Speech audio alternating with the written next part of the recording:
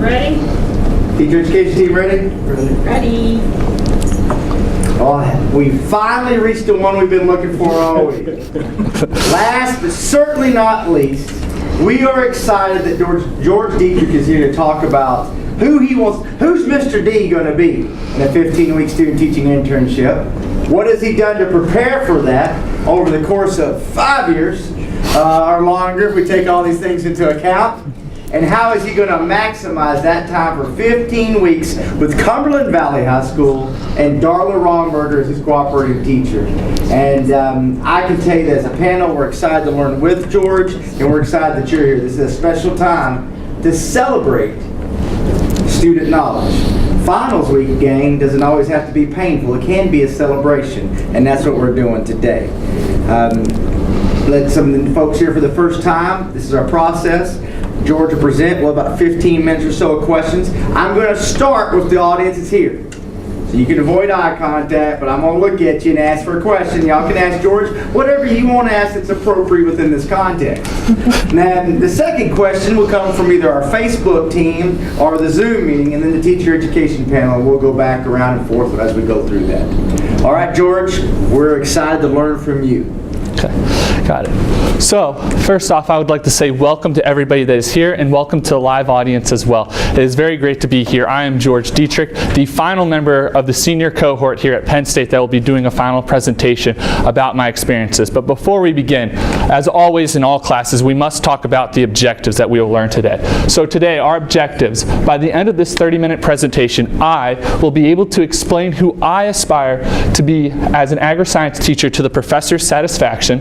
I'll be able to list the experiential educational opportunities that I've engaged in to become a better agriculture educator to 100% accuracy.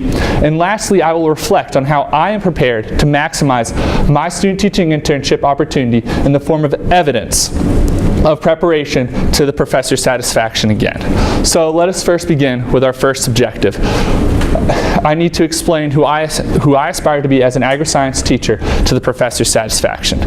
So the first thing I would like to first mention is my Teach Ag journey.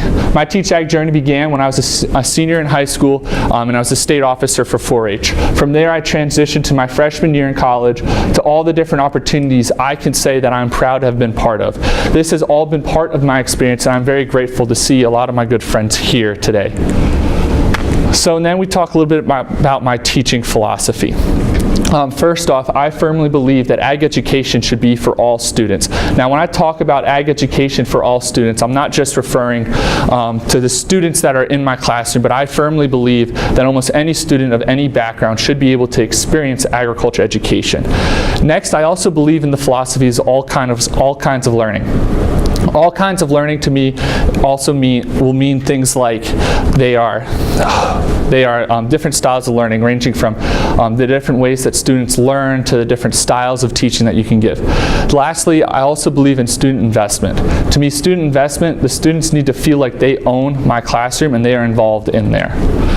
So because of that, I also believe in this idea of the 3-circle model, which is classroom and instruction, supervised agriculture experience, and FFA leadership. I believe that all three are important to a student to actually truly get the agriculture education experience that they need.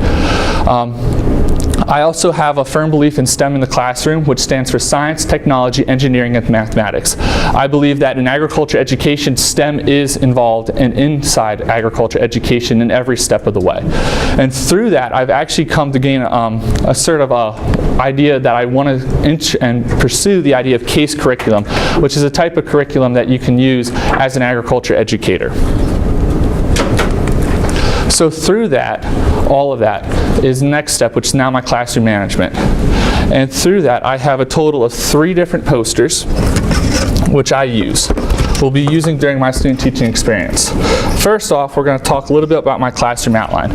I believe that for a student to be successful in the class, they need to feel like they know what is happening in the class at all times.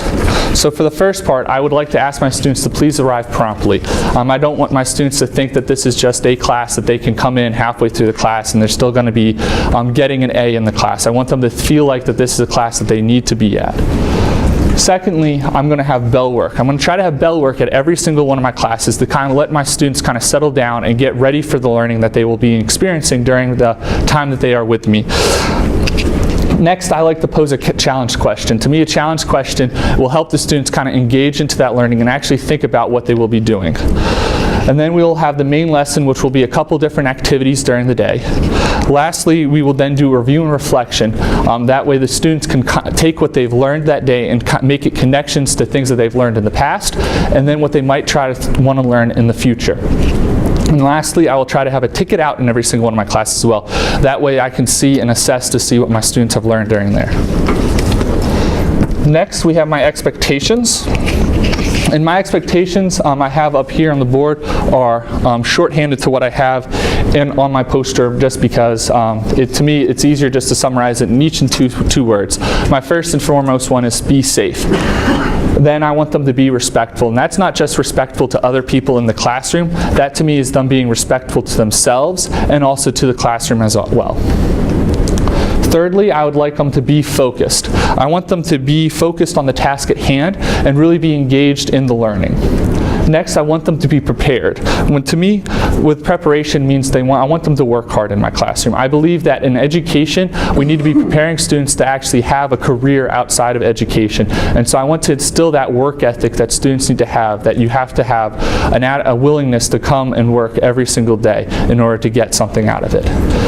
Next, I want my students to be mindful. I want my students to be mindful by making connections with what they're learning in my classroom and connect it to other classrooms in the school, and also making connections to experiences they have outside as well.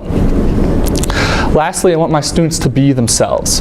If they can show it in their learning, to me that is then the best for the classroom. And lastly, and certainly not least, is the classroom consequences. Now, my classroom consequences align a lot with what is expected of me at Cumberland Valley High School as the student teacher out there. The policy is a verbal warning the first time a behavior occurs, then would be a call home. And then lastly is an office referral. And of course, I always reserve the right that if I ever deem that something needs to skip a step, that I have the right to do that. And then I also have additional laboratory behavior as well. To me, a big thing about laboratory is lab safety, and so I have a two-part policy to that. My first policy is just a basic, what I call it a laboratory misconduct, which is will be a reminder, and then they'll be expected to make a corrective action. This could be, for example, a student forgetting to wear safety glasses as they go into the shop. I'll remind them that they don't have their safety glasses on and they are expected to fix it. Now, the next one is a lab safety violation. This is if the student does something that could potentially harm themselves or someone else. In that occasion, I will reserve the right to tell the student they have to leave the lab for the remainder of the period, and then we'll probably be having a discussion about lab safety as a whole. So these are the posters that I will also be using while student teaching. I'll have these somewhere in the classroom, and I'll be able to figure that out when I get there.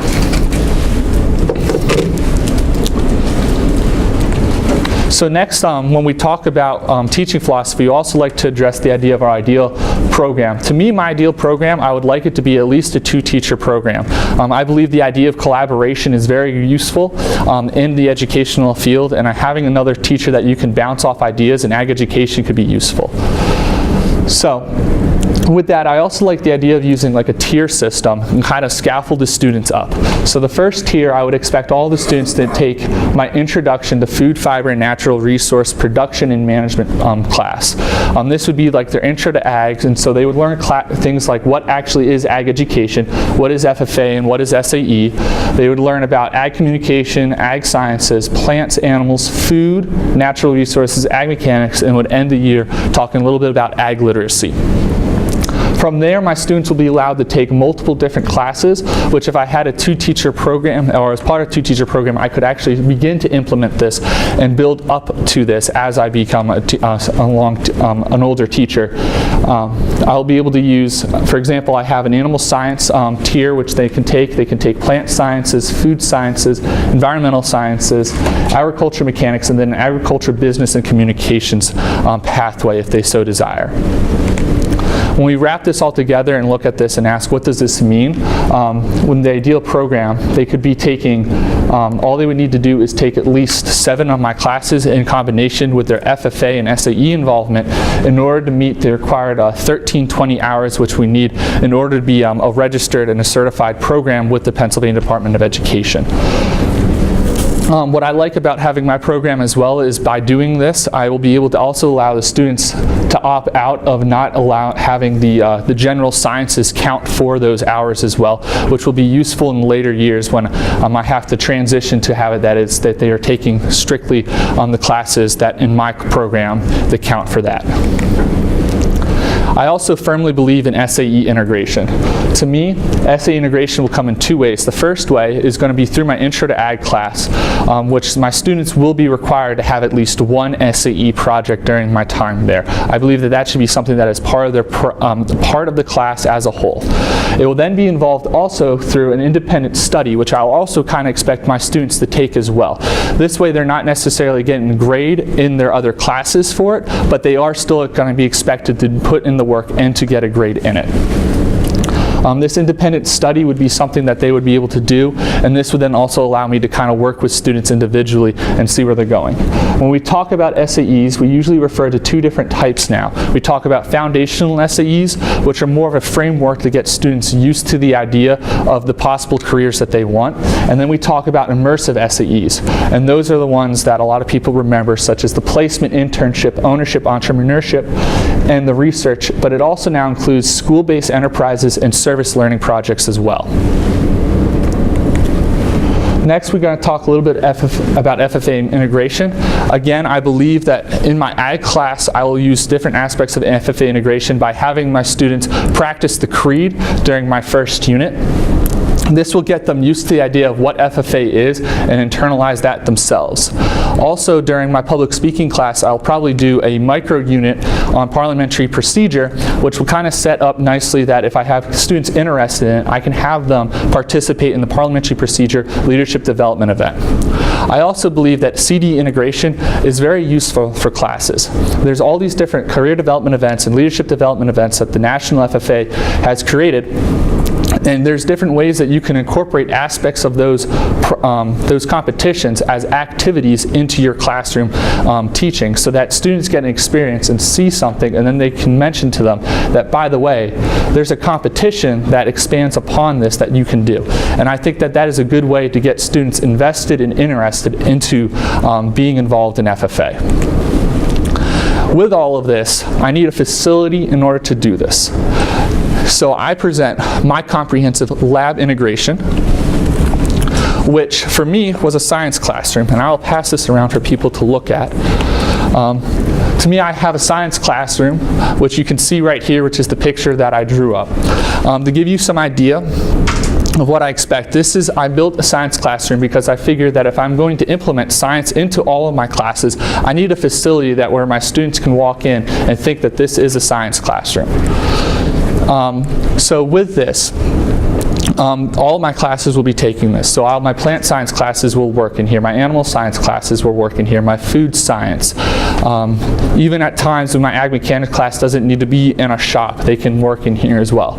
Also, I will open this classroom up after school and before school, because I will be there, for any of my students who have SAE research projects and they need a facility in order to do their research project. That way, I can then sort of manage them and make sure that I am also aware as to what they're doing.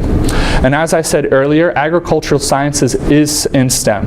And so as long, with this kind of facility, I would be able to implement a lot of the science, the technology, engineering, and math principles in a very interactive way for my classroom. To also show how I'm going to use this, we had to create a $15 project. I chose to do a wooden nail box for my classroom. I kind of decided to do this for two parts. I first thought that this would be a project that a student can do in my Intro to Ag Mech courses, but then I also thought that this is also something I could use as a teacher. It has holes in it which I can use to stick note cards, stick sticky notes, put pens in there, and then it also has a very convenient backside which I can then put like my lesson plans, tests, or any papers I need to have. That way all I have to worry about when I go to class is that I have all my stuff here. And the last piece during building this that I learned is I also created a teachable prop by accident. I accidentally cut this a hair short. And so I now have a teachable prop that I can remind my students that even the teachers make mistakes and that it is okay just to let me know and we will fix it. Okay. So the next part is my recruitment video, which I created with Angie Becker. So hopefully you all can enjoy.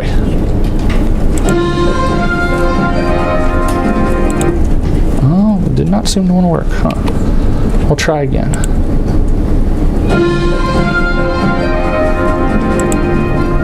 I believe in the future of agriculture with a faith formed not of words, but of deeds, achievements won by the past and present generations of agriculturalists, and the promise of better days through better ways, even as the better things we now enjoy have come to us from the struggles of former years. I believe that to live and work on a good farm, or to be engaged in other agricultural pursuits, is pleasant as well as challenging. For I know the joys and discomforts of agricultural life, and hold an inborn fondness for those associations which, even in hours of discouragement, I cannot deny. I believe in leadership from ourselves and respect from others. I believe in my own ability to work efficiently and think clearly, with such knowledge and skills as I can secure, and in the ability of progressive agriculture to serve our own and the public interest in producing and marketing the product of our toil.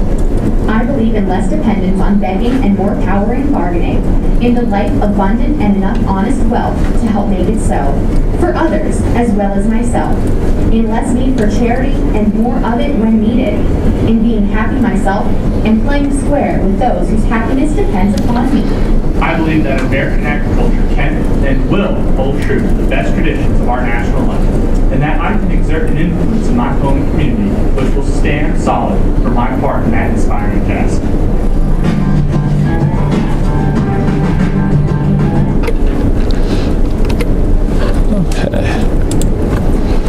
So that was an example of a recruitment video, and when I approached the recruitment video, we kind of both looked at it as what could something the students produce, which is why it's a little corny and a little cheesy with the background music. But my main point I want to make, though, is I firmly believe that when it comes to recruitment, that you should encourage your students to lead the recruitment effort, so you should be able to expect that the students could possibly create something like this. And so now let's talk a little bit about some community-based involvement. So this year, we've all been challenged as a cohort to have at least one community-based unit of instruction within our curriculum. And I decided for mine that I was going to use my agricultural construction classes for my community-based unit. My community-based unit, the students will be building a chicken coop, which will then be sold at an auction, in which the money that they would have made off of the chicken coop is going to then be donated to an organization known as Pens for Hens, which develops chicken coops for the country of Haiti. And this was actually kind of ironic. I kind of came up with this on my own, and Miss Romberger has been really helpful because she's just kind of went with it, that I kind of came up with this one. And I really like this because as I was thinking about it this week, I realized how much this actually helps with the whole three-circle model. First off, we start with the classroom instruction where the students build the chicken coop. They learn how to actually design. They learn the skills needed. And then the FFA will get involved because it's going to be sold, hopefully, at the FFA banquet, in which also then the FFA chapter will be able to use it as part of their program of excellence in the building community citizenship portion. From there, also, I could have students use this in SAE as SAE integration because they'll be able to use this as a possible service learning experience as well. So I feel like I've really met that, that objective, and the professors are nodding, so we'll say yes to that. So now we'll go to the next one. We'll list the experiential education that I have engaged in to become a better agriculture educator to 100% accuracy. So let's talk classes. So I've been up here for now a total of 4.5 years. I have a dual degree in food science and ag education, which I find ironic because this has meant I've taken over 200 credits. So when I get asked what are the key courses that make you feel confident in teaching, it's kind of difficult to say. So I came with these three from the College of Ag Sciences because I feel like these three kind of scaffold onto each other. ANSI 201 labs talk about agriculture production practices, which are very useful to learn. From there you can scaffold up to ANSI 208, which is how now we take animals and form products out of them. So we're talking meat sciences, dairy sciences, and egg sciences. And from there, that really ties well with Food Science 201, which I don't think anyone in the class here has ever taken, which I'll then pass those materials I have around for people to see. But Food Science 201 is a lab for 16 weeks where we actually learn what it means to be a food scientist, and we take all these different labs. And I'll be using a lot of these labs in my classroom. When I think about my non-college education experiences, I really think of my Science Education 140, which was outdoor school. Outdoor school was the nudge I got when I was a freshman that made me actually start looking into this major. And so for that we'll always be grateful. Kinesiology 89 was an orientation course I took which required me to be out in the middle of the woods for a solid week. And so if I look at it, if I can survive a week backpacking through the woods with people I didn't know, I can probably make it as a teacher.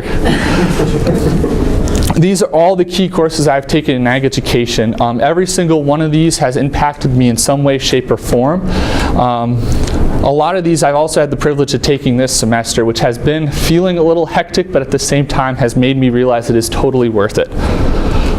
So now let's talk certifications. As of right now, I'm an accredited parliamentarian. I have a certification for Youth for the Quality Care of Animals. I have my National Safe Tractor Driving and Machinery Operations certification and First Aid, CPR, and AED. And I've also partaken in the game of logging. Yes, this is me cutting a tree down for the very first time in the middle of the woods. I plan on getting an additional couple trainings. I plan on finishing my ServSafe for food handler and allergens over this winter break, so I can add those to my repertoire. I also plan on, hopefully, Dr. Rice's replacement will remember to do this. I hope to take the Professional Timber Harvesting Essentials so I could be SFI Qualified Logging Professional. I want to highlight a little bit on that because if I have a class and I teach forestry, if I have my students go through the game of logging and the first aid, CPR, and AED training, and then throughout my time teach what's taught during the Professional Timber Harvesting Essential, my students will end up having that same certification, which is very crucial when we think about industry involvement in the community. When we also talk about professional development workshops, I've attended a lot. By far, my favorites that I've attended was the 2017 National FFA Convention Pre-Service Teaching Inquiry-Based Instruction Workshop, and also NAAE Conference, which I got to attend this year in Nashville. I also would like to highlight that some of my really good memories will always be from the 2 DSA trips I did. So if there are any agriculture education majors watching this, I would strongly encourage that you take those trips as well. When we talk about life experiences, I've had 3 years of experience working for Extension, which is a lot of experience teaching students. Also, I was an intern for the Cargill Protein Group in Columbus, Nebraska, which by far was probably one of the coolest internships I was able to land, just because I got the industry experience, which I really thought I wanted. I also have been heavily involved in the Teach Ag Chats, being the Teach Ag Chat intern for the past 2 years. And on top of that, I've attended 4 spring trips with the Dairy Science Club, US and globally. And I want to highlight this trip especially, Switzerland, because when we went to Switzerland, we didn't just like visit Switzerland. We actually kind of immersed ourselves a little in Switzerland, in the Switzerland culture, and that was by far an eye-opening experience to think how even in Europe, things are so very different than the way they are here and that I'm used to. Lastly, when we talk about Ag Ed for All, to me this has been the inclusion trainings that I took in NAAE 2017, the multicultural moments in AE 295, and also the inclusion walk that Dr. Rice led during AE 311 this year. So with that, I feel like I have listed the second objective accurately. So now we'll move on to objective 3. How am I prepared to maximize my student teaching internship opportunity in the forms of evidence of preparation? So let's first talk a little bit about my co-operating school. I'll be going to Cumberland Valley High School in Mechanicsburg, Pennsylvania. I'll be working primarily with Miss Romberger, but I also will be working a little bit with Mrs. Wire. Miss Romberger teaches the Intro to Ag, Animal Science, Biotech, and Ag Mechanic classes, whereas Mrs. Wire teaches Intro to Ag, Plant Sciences, Food Science, and then she also teaches leadership. Cumberland Valley uses the zip code Ag Production, which is, I believe that's the right number, and they also heavily involve in the CASE curriculum, which I think has been a real good experience for me, has really got me to see what CASE really is like and how it can be used in the classroom. When we talk a little bit about 339 review, the things that I noticed with visiting with my cooperating school is they really do align with the Next Gen Science and Common Core standards, which is crucial for 339. And they get that through using the CASE curriculum. Also, they show strong evidence of course pathways and career-ready principles, which is also something that 339 asks for. They have a strong FFA and SAE program, and their teachers are also actively in pursuing professional development opportunities through taking all the different CASE curriculum and attending different conferences throughout the summers. This is an example of my schedule that I have created on Google Docs. It is attached in the handouts that I gave you all. It's just an easier way of looking at it. This is what I will be teaching throughout the year. I will be starting with food science and ag construction just because of how the marking periods lay out. And then I'll be moving into AF&R, biotech, and animal science throughout the semester. I will be teaching the most is food science for a total of 13 weeks during my experience.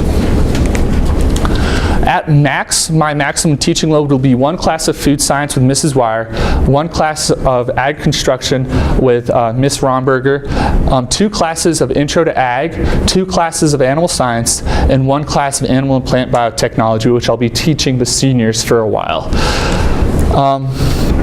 Now let's talk a little bit about reflection. We're asked to talk about our strengths and our areas of growth. So when I asked people what they said were my strengths, the first thing everyone said is that I'm actually a really good listener. I'm able to be people's confidant. I'm able to listen to what they say and actively listen. Through that, they tell me that I'm actually like a hype man in the sense of I'm able to listen to them criticize themselves and say, but wait, you're actually really good at doing this. And so, as a result, it also allows me to be sort of a problem solver. A lot of people like to come to me and be like, hey, how would you do this? And I'm able to give them some advice in that sense. I also have a strong love for professional development in the sense of I really like the opportunity to go to workshops. In fact, I would prefer if college was workshops and not lectures. From there, I have some areas of growth. As the entire cohort can attest to, I need to work on my stress management skills. I also need to be able to accurately predict how much time a project will take me to do. I have a tendency of thinking, oh, it'll only take me 15 minutes and it's 3 hours later and I'm not done. As a result, that kind of results in me being overcritical of myself in some aspects, where I expect more of me than I expect out of others. And lastly, people like to say that I need to improve my dancing moves. So, through that, we talk a little bit about teaching goals. With my teaching goals, I really want to get involved in FFA. Coming from a background with no FFA influence a lot in my life, I really want to learn more about what does it mean to be the advisor, to be here by the owl, which is why I'm excited to be a CDE coach for the Ag Mechanics team in Cumberland Valley this year. Next, I came up with these 2 SCEs, which if I was a student, these would be the 2 I'd be doing during my school year with Cumberland Valley. I would be doing a foundational career exploration in agriculture education and an immersive SCE, which would be a placement internship in exploring the roles of an agri-science teacher. I created this student teaching goal during my life knowledge lesson teaching my students to kind of show them that I'm invested in being the best student teacher possible for them. And so hopefully by April 20th, I'll complete my student teaching experience where my students will successfully learn the topics that I've been told I need to teach, and so I can feel better prepared as a future ag teacher. And so as we talk about leaving the woodpile higher, I would like to remind everyone that is a junior watching this and here, the process has a purpose. And be sure to ask questions. Do not assume that you know the answers. Ask the questions. That is why the professors are here. Ask the seniors, ask us for help, but do that after we're done student teaching so we don't have that stress. And this will be you next year, and this will be us. And trust me when I say it will be okay. Because I've gotten to work with 10 amazing people throughout the entire year here. And I will always be able to use these 10 people as resources during my entire time. When I reflect, I also would like to say a special thank you for everybody else who has actually been part of my entire college career and my college experience. I wouldn't be here today if it was not for the people in my lives. And so for that, we ask, are there any questions?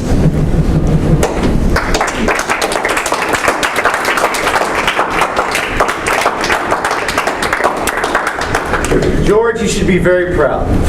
You did an outstanding job, and I can be honest to say that this will be a video that I point to as examples for future generations of cohorts of a job well done. Thank you. So we are proud of you, and we're excited to learn some more with questions.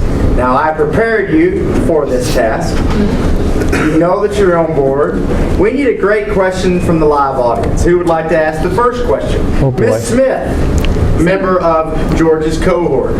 So you said that you weren't an FFA, but you didn't mention anything you did with 4-H. Can you tell us about how your 4-H experience will make you a better teacher? Yes, certainly. So during my time in 4-H, I started off with small animal projects because I did not grow up on the home farm. And by the time that the home farm got sold, I was not able to show animals on it. So I never had the opportunity to do the large animal showing. That being said, though, through that, I then segued into shooting sports, which was actually kind of fun in an aspect. I was able to be the chapter president, or the club president, you could say, for that club, which was a lot of fun because as the president, I was the oldest member, which then meant that instead of me actually practicing my skills, I was encouraging the younger members to improve their skills in shooting sports. Through that, I also did a lot of public speaking and leadership development and community service projects, which is kind of what led me to the career path that I ended up becoming a state officer for Pennsylvania 4-H.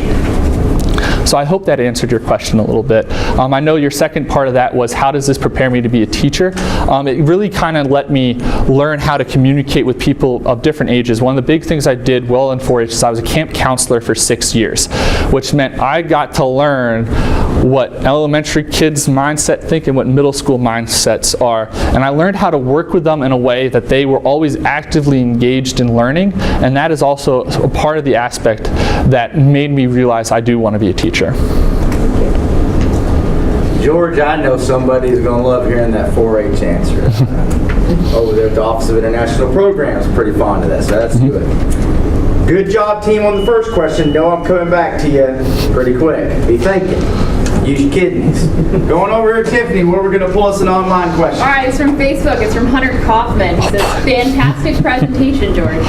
How will your unique experiences at outdoor school in a non-formal setting be able to help you while you're student teaching at Cumberland Valley in a formal setting? Okay, that is a great question, Hunter. For those in the audience who didn't hear, the question is how to take my experience in outdoor school, which is an informal form of education, and take it and put it into a formal form of education while I'm student teaching. To me, what I learned in outdoor school was kids want activities.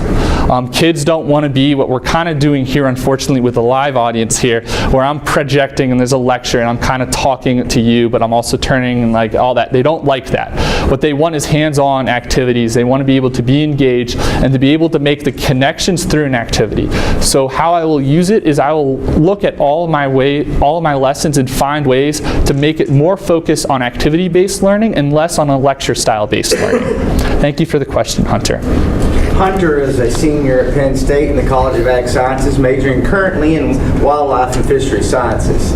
So now we come back to the teacher education panel, and I got to tell you something, panel. George has done great. We've all said that. Now it's time to push him. Let's see if he can stretch his legs out. All right, let's see how far we can take him. Dr. Curry, I think you're primed to push George a little bit here. George, the blessing, the curse, the challenge, however you wish to view it, being a school-based ag educators, we get whatever walks through that door, right? Yes. The students that sign up for that class, the students we deal with, some of them are blue and gold and through, and they know ag. They've been born on the farm, raised on the farm, worked on the farm.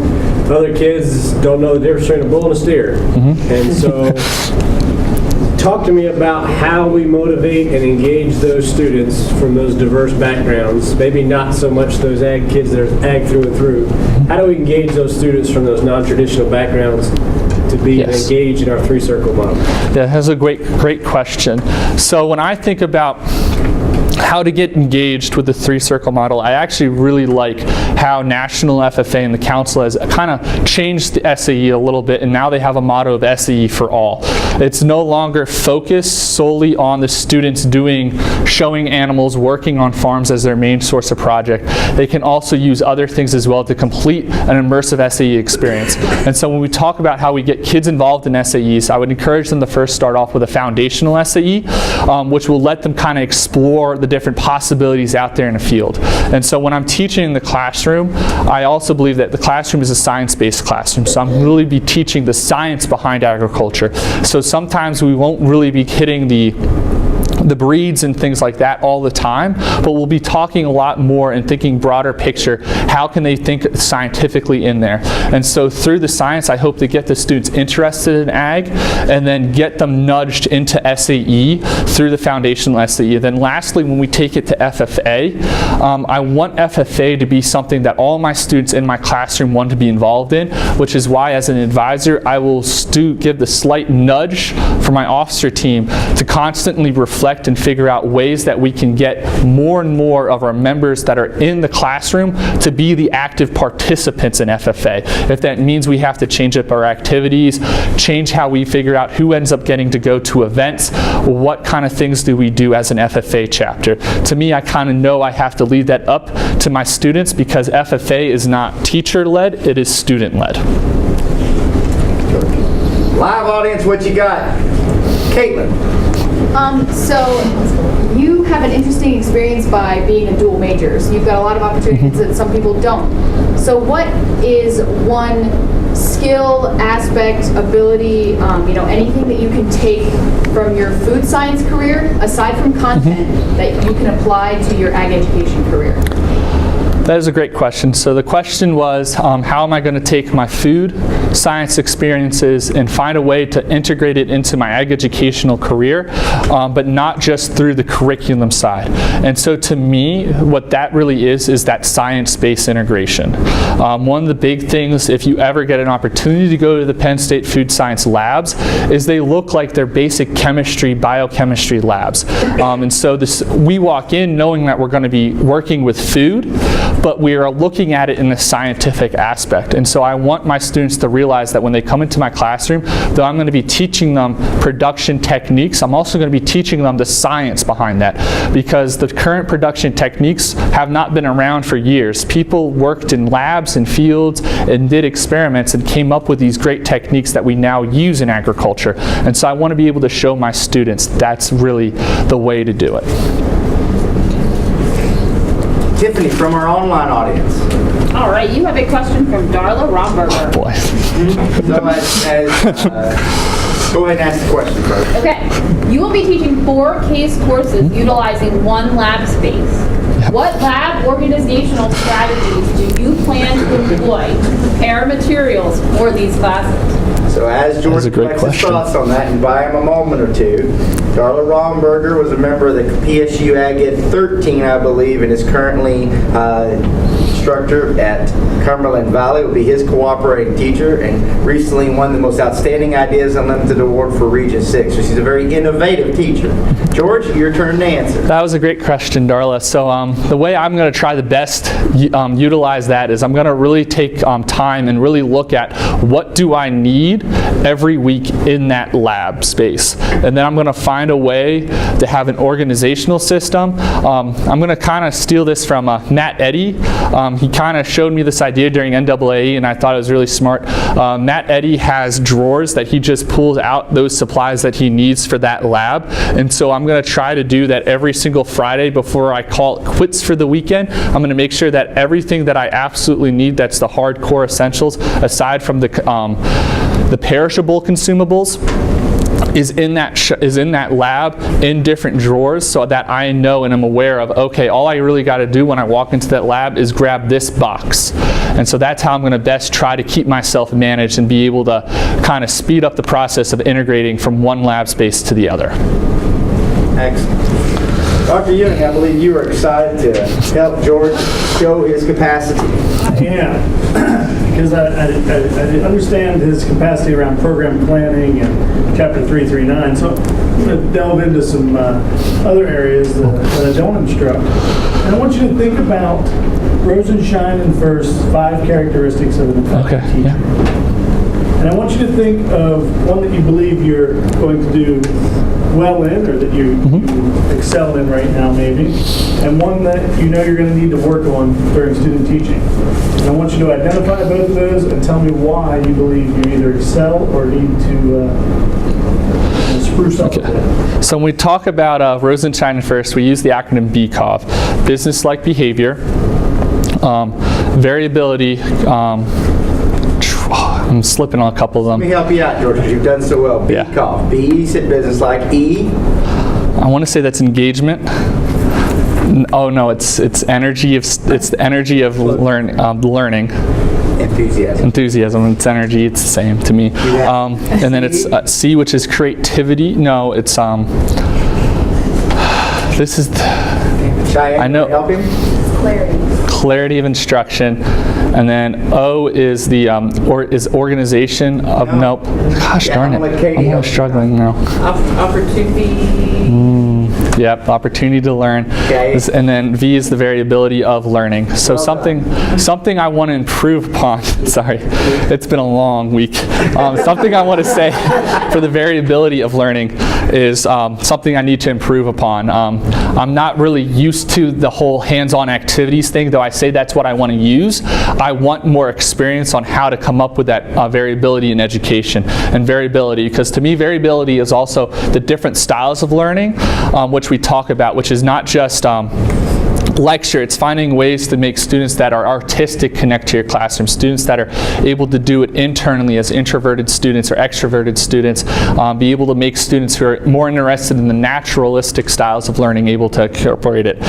Something I think I do very well is I will say is the business-like aspects of it, because I always believe that whenever you go into the classroom, you need to look like you're a teacher. And what I always remember from my teachers in high school that were men is the men walked in, they always had a collared shirt, they always looked like they were ready to learn, and to me those were the people I looked up to growing up in high school. So to me that's also something I need to emulate. Thank you. You know, I'm always impressed with the turnout by DTS when we have one of their students participating and presenting. I'd like for you to impress me now with a question from a DTS. So you boys can show up, and ladies, let's see if you can ask a question. Oh boy. Oh, accepted, Mr. Stone. Oh, okay. So, with your intern experience with Cargill and stuff like that, how do you plan on showing your students the world out there of production agriculture, and to show them what all opportunities are out there before they either go to college or go back to the farm? That's a great question, Stoner. So to give a little bit of context about Stoner, Stoner is the other PSU intern that was at Cargill. Unfortunately, Stoner was down south, whereas I was out west, so we weren't able to connect that way. But so that is why he is very interested in how am I going to use my internship experience with Cargill and kind of incorporate that. And so what I plan on doing is I want to try to incorporate the idea of the career-ready principles, which AFNR and also the Pennsylvania Department of Education say should be in education. One of those principles that I really hold dear to is the philosophy of lifelong learning. And so that is something I want to try to instill into my students, the idea that in order to grow in the world, you need to be a lifelong learner. And then furthermore, I also want to incorporate the ideas of having students explore career options in every single one of my classes. Something that we have to have for a lot of our units that I've been trying to really work on and making sure that I'm aware of what they need to be is the career-ready practices in those, and what kind of jobs does my unit help those students prepare for. And so that is something I will also be using as well. Well stated. So George, I'm sorry. No, I was just saying, yeah, I just even said it on Zoom. Love these connections you're making. Good stuff, George. George, I want to close you off with one last question. Okay. I feel that you have had to persist to get to this point. I feel that there have been several opportunities for you to have the excuse or reason to abandon the process to stop. You didn't have secondary school-based ag ed as a background. You had a double major. You had an industry internship. You could have left with a graduation and employment, but yet you persisted. You have a cohort group that's involved with 10 females. Who all love him dearly. But yet you persisted. I need you to look at the camera or look at us and answer the question, why? Why does George Dietrich want to teach ag? So I will kind of be this and say this as humbly as I can. So the benefits of working for Cargill is at the end of that, you know yes or no if you get an internship. I was offered an internship in the end of Cargill, and I asked them, how long can I wait till I tell you a yes or no? Because we really didn't start the student teaching process, and I really wanted to make a decision based upon what I wanted to do. And when I went to National FFA Convention and I got to see the blue and gold, I got to immerse myself in the opening and closing and the sessions and all that stuff, and I got to interact with the students. I got out of National Convention kind of realizing that though the opportunity that I got in the field wasn't what I wanted. What I wanted was to be that FFA leader, but also be that teacher. And that kind of is why I decided that I needed to persist. National Convention taught me that in my heart, I know I want to be an ag teacher. You know, George, there's a lot of people at 6060 FFA Drive in Indianapolis that probably be pretty stoked to hear that. We're very proud of you. Thank you for the hard work you've done. Let's give a round of applause for George.